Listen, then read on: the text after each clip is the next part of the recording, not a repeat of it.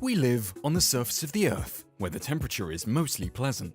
But did you know that the Earth's core is a blazing 6,000 degrees Celsius? If so, why don't we harness this heat to power our electric cars and appliances? Let's dive deeper.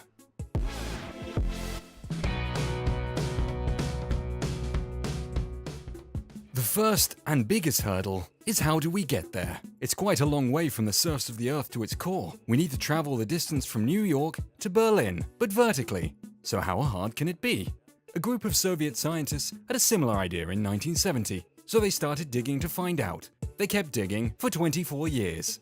Yes, that's not a joke. They really did dig on and off for 24 years, and finally had to stop digging as it was beginning to get hot, and the digging equipment couldn't handle the heat anymore.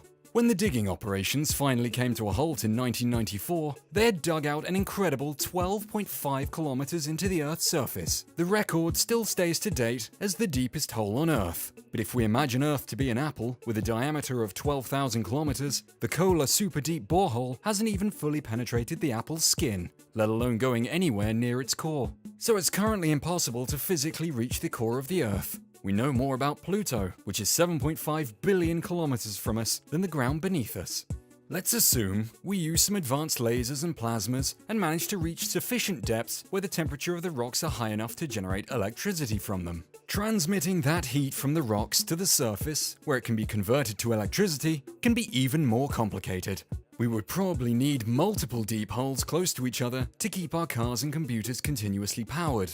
All kinds of other things like efficiency, wear and tear, ecological and economic feasibility play a role as well. Above all, the technology has to be breathtaking and impressive to convince well-suited people sitting inside air-conditioned offices to dump their money into a hole.